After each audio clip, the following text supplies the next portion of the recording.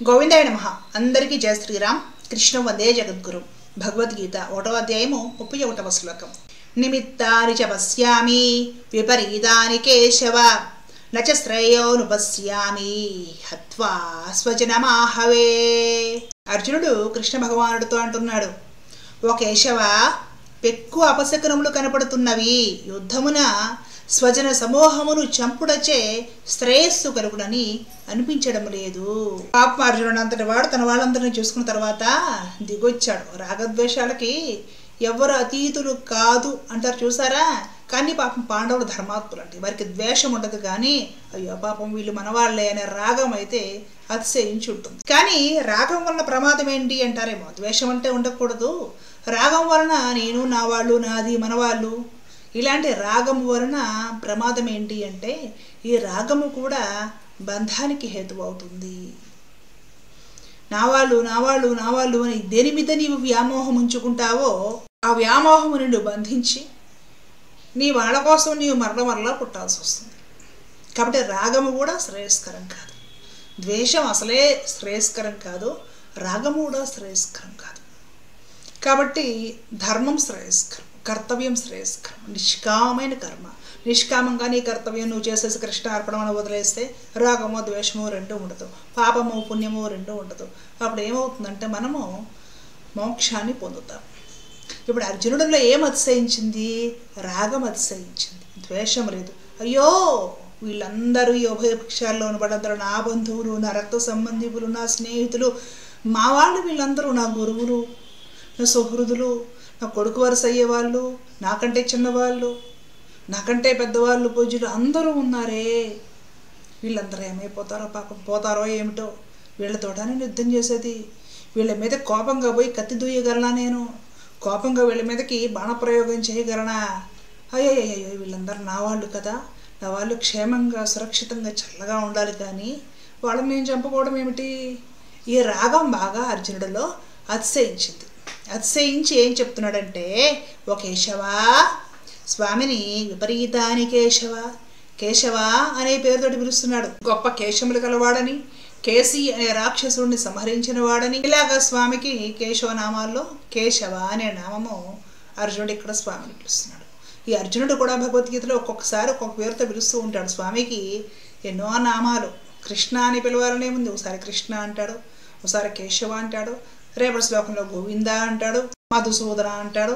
ఈ విధంగా స్వామిని పిలిచే ప్రతిసారి ఒక్కొక్క నామంతో పిలుచుకోవడము అర్జునుడికి అలవాటు. అర్జునుడు స్వామికి భక్తుడు కదండి. నిరంతరం స్వామి నామాన్ని స్మరిస్తూ కలవరిస్తుంటాడు. అర్జునుడి బాటే మన బాట. కలియుగంలో కలవ స్మరణాన్ముక్తి అని చెప్పారన్నమాట. నామస్మరణ నిరంతరం భగవంతుడిని ఆ స్వామి నామాలతోటి స్మరించుకుంటూ ఉంటే చాలు మోక్షం కలుగుతుందట. కాబట్టి కలియుగంలో పెద్దగా కష్టపడాల్సిన పనే లేదు. సరే, ఇంతకు మన అర్జునుడు ఏమంటున్నాడంటే, ఓ కేశవ, పెక్కు అపశకునములు కనబడుచున్నవి. నాకు రకరకాల శకునములు, దుర్నిమిత్తములు కనపడుతున్నాయా అంటున్నాడు. ఇక్కడ రెండు అర్థం చేసుకోవాలి మనం. కొందరికి ఒక పని చేయడానికి ఇష్టపడనప్పుడు సాకులు ఎత్తుతారు అనమాట.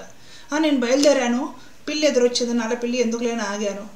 నేను బయలుదేరదాం అనుకున్న టైంకి ఖచ్చితంగా రాహుకాలం కనపడింది క్యాలెండర్లో, ఎందుకు లేని ఆగాను. అంటే ఏంటంటే మానసికంగా ఒక పని చేయడానికి తను ఇష్టపడడం లేదు కాబట్టి సాకులు వెతుక్కోవడానికి అపశకునములు కనపడుతున్నాయి. నాకు ఎందుకులే ఆపేద్దాము, వద్దులే అనుకుంటున్నాను అనేది ఒక దారి, అది సాకు. అర్జునుడు కూడా ఇక్కడ ఇదే చెబుతున్నాడు. కానీ అర్జునుడు మరి అబద్ధాలు చెప్పేవాడు కాదు కదా. అంటే తనకి మారుమూల ఇంటర్నల్గా ఇహ యుద్ధము చేయడానికి ఇష్టం పోయింది. గాంధీవాన్ని కూడా వదిలిపెట్టేశాడు ఆయన. అది కూడా జారిపోతుంది నాకు అని చెప్పాడు కదా.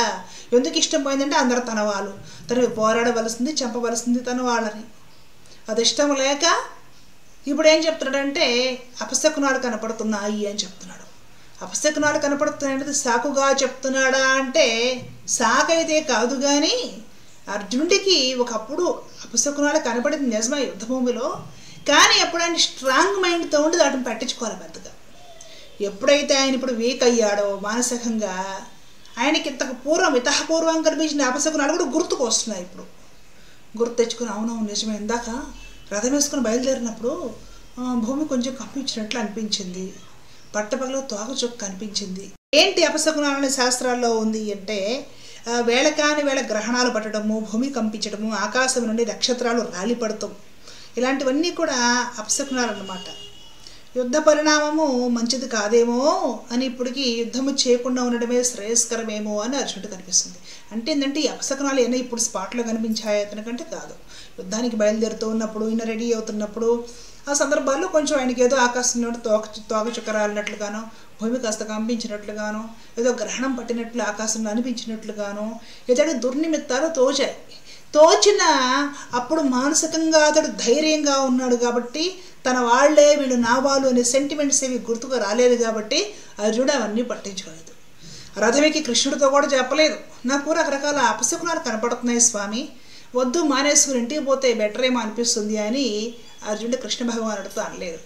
ఎప్పుడైతే తన వాళ్ళందరినీ చూసి తాను దయతో కరిగిపోయేసేసి బాధపడి వీళ్ళతో నేను యుద్ధము చేయడం ఏమిటి అనేసేసి యుద్ధము చేయడానికి ఉత్సాహం చూపించకుండా బాధకు గురై ఉన్నాడో, ఇప్పుడు అతడికి యుద్ధం చేసే ఉత్సాహం లేదు, యుద్ధం చేసే ఆలోచన కూడా లేదు కాబట్టి ఇప్పుడు అతడికి అంతకుముందు చూసిన అపశకునాలు అప్పుడు ఆయనకి ఏమనిపించలేదు, ఇప్పుడు ఆయన గుర్తొచ్చి కరెక్ట్ అనిపించి ఆ అపశకునాల గురించి కూడా కృష్ణ భగవానుడు చెప్పి యుద్ధం మానడానికి ప్రయత్నం చేసుకుంటున్నాడు అర్జునుడు. అంటే సాకా అంటే సాకు కాదా అంటే కాదు. అంటే ఆయనకి కనిపించింది నిజమే, మనసు స్థిరంగా ధైర్యంగా ఉత్సాహంగా ఉండడం ఆయనకి అవి చూసినా అనిపించుకోలేదు. ఇప్పుడు మనసు వీక్ అయిపోయాక వాటిని భూతత్వంలో పెట్టి చూసి అవన్నీ కనిపించాయి అపశకునాలు, యుద్ధం మానేసుకొని పోదాము అని అంటున్నాడు. ఇప్పుడు ఎక్కువ అపశకనంలో కనబడుతున్న యుద్ధమున స్వజన సమూహములు చంపుడచే శ్రేయస్సు కలుగునని అనిపించడం లేదు అని చెప్తున్నాడు అనమాట. స్వామి, నాకు రకరకాల అపశకునాలు కనిపించాయి. యుద్ధంలో స్వజన సమూహములు అంటే మన వాళ్ళనే శ్రేణులుగా గుంపులుగా ఈ సైన్యం వచ్చింది. ఎవరు వీళ్ళు? అందరంటే పరాయి వాళ్ళు కాదు, మన వాళ్ళు.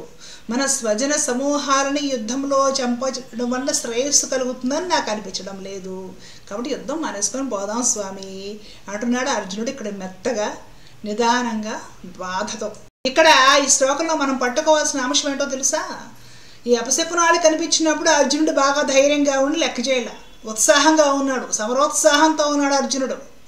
బాగా కవచం కట్టుకున్నాడు, రెడీ అయిపోయాడు, తన ధనుర్బాణాలు తీసినాడు, గాంధీవం ధరించాడు, రెడీగా ఉన్నాడు అన్నమాట. ఇవన్నీ భూమి కనిపించినా, గ్రహణం పట్టినట్టు కనిపించినా, తోక చుక్కలు రాలుతున్నా, ఇంకేదో కనిపించినా ఆయనకి ఏమీ అనిపించలేదు. వాటి అసలు పరిపాటిగా తీసుకోలేదు ఆయన. ఎప్పుడు తను వీక్ అయ్యాడో వాటన్నిటిని బాగా గుర్తు చేసుకున్నా, నిజమే అప్పుడు అలా కనిపించింది, నిజమే వద్దు ఈ అపశకునాలు నాకు కనిపించాయి కాబట్టి యుద్ధం చేయడం వలన శ్రేయస్సు కలుగుతుందని నాకు అనిపించట్లేదు, మానేద్దాం. ఇప్పుడు చెప్పండి, ఎవరు ఇలాంటి వాటిని భూతద్దం పెట్టుకొని చూస్తారు అంటే మానసికంగా దుర్బలుడు ఎవరైతే ఉంటారో వాళ్ళు ఈ అపశకునాలు ఇవన్నీ కూడా భూతద్దం పెట్టుకుని మరి చూసి ఇంకా భయపడిపోతూ బాధపడిపోతూ ఎదుటి వాళ్ళని కూడా భయపెడుతూ బాధ పెడుతూ ఉంటారు.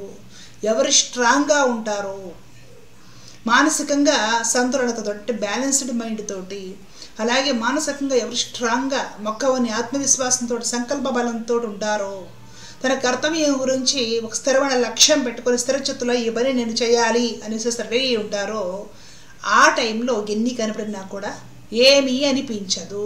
ఇప్పుడు అర్జునుడికి ఉన్నట్టుండి సెంటిమెంట్స్ కొన్ని గుర్తొచ్చి ఎమోషన్ వేసేసి అవన్నీ కూడా ఇంతకుముందు చూసినవన్నీ కూడా తనకిప్పుడు బూచీలాగా భూతద్దం పెట్టి చూసుకుంటే ఎలా కనపడతాయో అలా కనపడి ఇటువైపుకు మొగ్గి ఇవి కరెక్టు, యుద్ధం వద్దులే మానేద్దాము అనే ఒక విధమైన భావజాలాన్ని గురయ్యాడనే విషయం మనం ఇక్కడ తెలుసుకోవాలి. కాబట్టి ఏం ప్రధానము అంటే దేనికైనా మనసే ప్రధానము. స్ట్రాంగ్గా ఒక సమతులనమైన మైండ్ సెట్ ఏదైతే ఉంటుందో అది ఉండడమే మనకి బలము. అది ఉంటే, అలా ఉంటేనే మనం మహామహా కార్యాలు సాధించగలుగుతాము, విజేతరమై నిలబడగలుగుతాము. అది లేనప్పుడు సాకులు కూడా వెతుకుతాము. మనసు దుర్బలంగా ఉన్నప్పుడు ఆ పని చెయ్యాలనిపించినప్పుడు రకరకాల సాకులు వెతుకుతాము. ఇది గుర్తుపెట్టుకోవాలి. కాబట్టి అపశకునాలు అనేసి ప్రతిదానికి భయపడిపోయి క్యాలెండర్లు వెనక్కి తిప్పి చూసుకొని వేటికి ఏమి రాశారు చెక్ చేసుకొని ఇవి వదిలేయాలి. స్థిరమైన మనసుతోటి కర్తవ్య కర్మ ధర్మబద్ధంగా ఉత్సాహంగా భగవత్ సేవగా భావించి ఆచరించుకుంటూ పోతేనే విజయం దక్కుతుంది. ప్రతిదానికి భయపడిపోయి సెంటిమెంట్స్ పట్టుకొని, లేదంటే ఈ అపశకునాలు, లేదంటే ఇవేవో అశుభాలు, లేదంటే దుర్నిమిత్తాలు కనపడుతున్నా నాకు ఏదైనా అవుతుందేమో అనే ఒక భయం మనలో ఉంది అంటే ఇది అర్జునుడు చితకలు పడ్డట్టే చితకలు పడే పరివేస్తుంది. సరే, అర్జునుడి కంటే ముందు ముందు కృష్ణ భగవానుడు జ్ఞాన మార్గం చూపిస్తాడు, మంచి చెడు నేర్పిస్తాడు, అర్జునుడు మనలేసి నిలబడతాడు అనుకోండి. మనం ఈ విధంగా వీక్ అయిపోతే మనకెవరు చూపిస్తారు, మనకెవరు ధైర్యం చెబుతారు? ఇది మంచి ఇది చెడు అని చెప్పేవాడెవడు? కాబట్టి గుర్తుపెట్టుకోండి, ప్రతి విషయానికి భయపడకూడదు, ప్రతి విషయానికి అనుమానించడము, భూతద్దులను పెట్టి చూడడం లాంటివి చేయకూడదు. అలా అని లెక్క లేకుండా నిర్లక్ష్యంగానూ ఉండకూడదు. ఏది ఎంతవరకు తీసుకోవాలో అంతవరకు. ఇది మనకి భగవద్గీత చక్కగా ఒక స్నేహితుడిలాగా నేర్పుతుంది. మనం నేర్చుకోవడమే ఆలస్యం. ధర్మో రక్షిత రక్షిత. జై శ్రీరామ్. కృష్ణ అర్పణ.